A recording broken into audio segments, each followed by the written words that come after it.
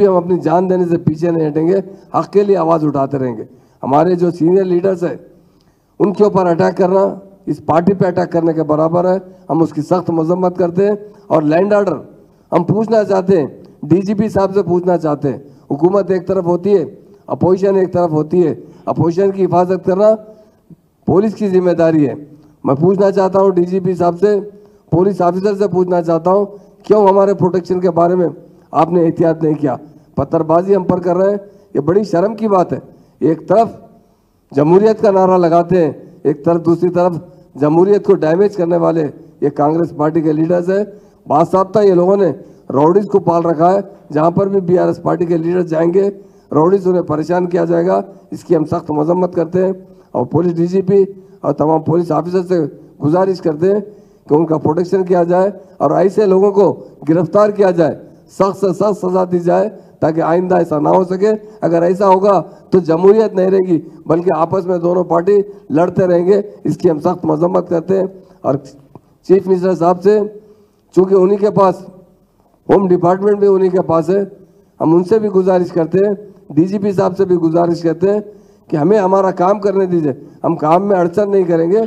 काम को सुधारने के लिए, काम को सही तरीके से गरीबों की मदद करने के लिए, उन बेसहारा लोगों की जो बारिश की वजह से जहाँ जहाँ बर्बादी भी है, उन्हें सहायता देने के लिए हम आवाज़ उठा रहे हैं।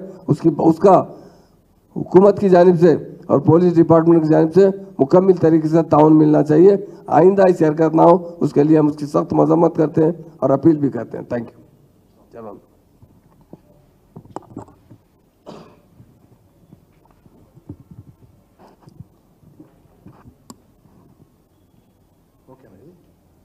మీడియా మిత్రులకు, అదేవిధంగా ఈ కార్యక్రమాన్ని లైవ్లో చూస్తున్నటువంటి 50 మంది తెలంగాణ అమ్మలకు, అక్కలకు, అన్నలకు అందరికీ కూడా హృదయపూర్వకంగా నమస్కారం. ఊరంతా ఒక దారి, ఉలిపికట్ట ఒక దారి అన్నట్లుగా ఇవాళ తెలంగాణ వ్యాప్తంగా అతివృష్టితో,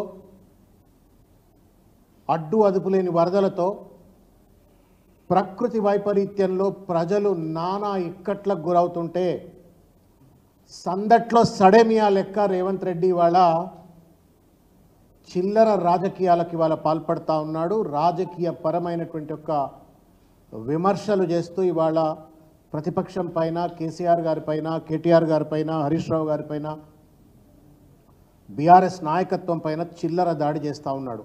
ఇది సమంజసమా అని చెప్పని ఇవాళ తెలంగాణ సమాజం ఎక్కడికక్కడ రేవంత్ రెడ్డి గారిని గల్లబట్టి ప్రశ్నించాలని చెప్పని నేను విజ్ఞప్తి చేస్తూ ఉన్నాను. రేవంత్ రెడ్డి నేతృత్వంలో ఒక రౌడీ రాజ్యాన్ని ఇవాళ కొనసాగిస్తూ ఉన్నాడు. భారతదేశంలో స్వాతంత్రం వచ్చిన తర్వాత అనేక సార్లు వరదలు వచ్చినాయి, ప్రజలు ప్రమాదాల్లో ఉన్నారు. ప్రతిపక్షము అధికార పక్షం అనేటువంటి ఒక తారతమ్యం లేకుండా అందరూ కలిసిమెలిసిపోయి ప్రజలకు అండగా ఉంటూ, దివిసీమ లాంటి సంఘటనలు అయితే ప్రజలు పొలోమనిపోయి వరద బాధితులకు అండగా నిలబడ్డారు.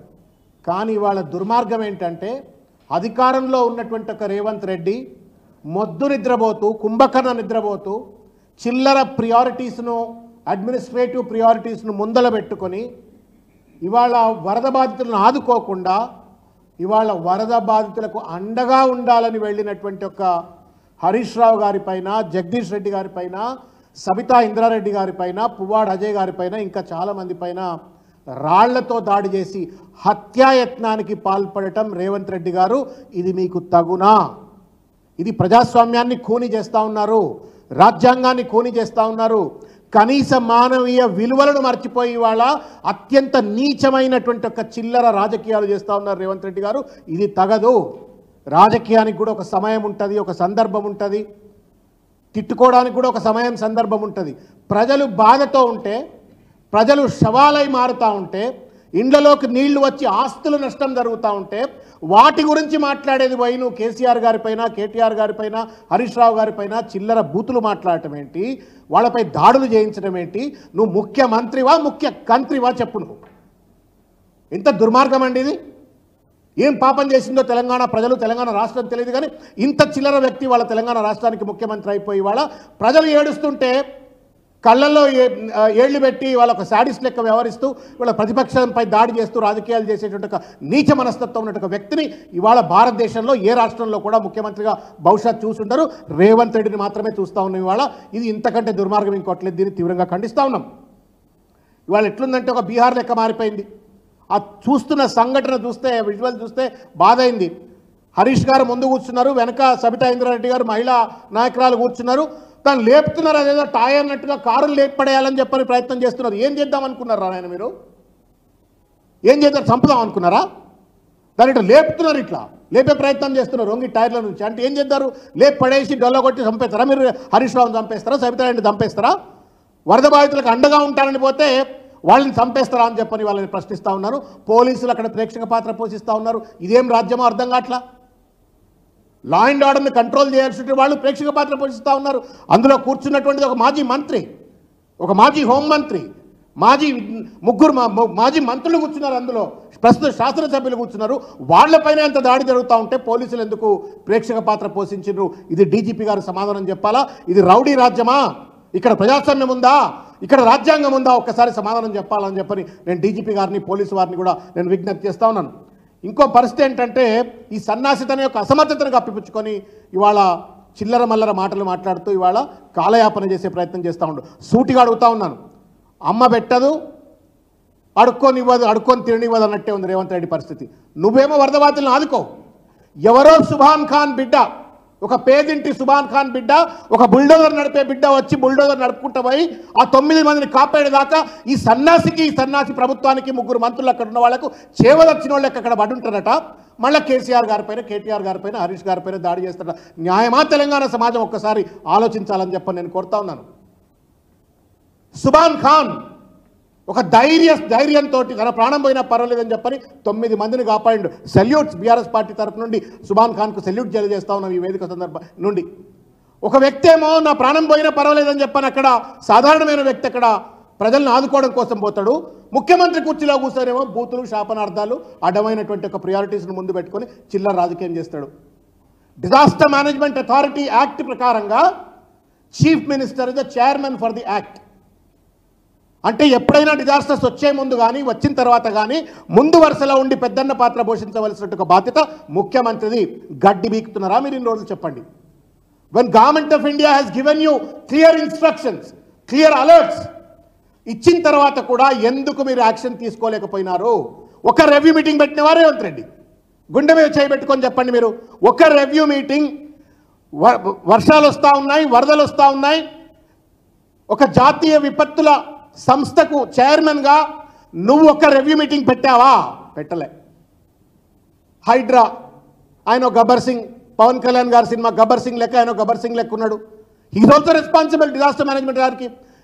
దొందే అన్నట్టుగా ఇవాళ ఒక రాంగ్ ప్రియారిటీస్ని ముందు పెట్టుకొని తోడుపోడు ఖాన్ల లెక్క ఇవాళ బంగ్లాలు కూల్చేసుకుంటా ప్రజలను కాపాడటంలో పూర్తిగా విఫలమైనరు. తప్పనిసరిగా అడుగుతాం, నిలదీస్తాం. మా బాధ్యత అది. ప్రజల పక్షాన, ప్రతిపక్షంలో నువ్వు కూర్చున్నా, నేను కూర్చున్నా తప్పనిసరిగా నిలదీస్తాం, అడుగుతాం. దానికి సమాధానం చెప్పకుండా ఇవాళ చిల్లర మల్లరగా మాట్లాడితే మాత్రం సమంజసం కాదు అని చెప్పని అడుగుతా ఉన్నాను. ఇంకొక విషయం ఏంటంటే, హెలికాప్టర్లు దొరకలేవంటారు. మీరు చెప్పండి మీడియా మిత్రులు.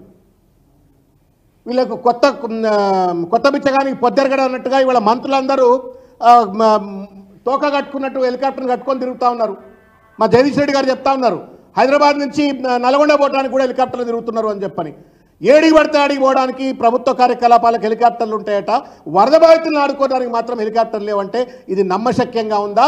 ఇది వాళ్ళ అలసత్వానికి నిదర్శనం కాదా అని చెప్పని ఈ సందర్భంగా నేను ప్రశ్నిస్తూ, ఈ చిల్లర మల్లర దాడులు చేసి ప్రజాస్వామ్యాన్ని అపఖ్యాతి పాలు చేసి ఒక అద్భుతమైనటువంటి ఒక సోషల్ ట్రాంక్విలిటీ ఉన్నటువంటి తెలంగాణ రాష్ట్రాన్ని నాశనం చేయొద్దు అని చెప్పని ఈ సందర్భంగా రేవంత్ రెడ్డి గారికి విజ్ఞప్తి చేస్తూ, చేతనైతే ఆదుకో, కానీ ఆదుకునే వాళ్ళపైన దాడి చేస్తే మాత్రం తస్మాత్ జాగ్రత్త అని చెప్పని ఈ సందర్భంగా హెచ్చరిక చేస్తూ ఉన్నాం.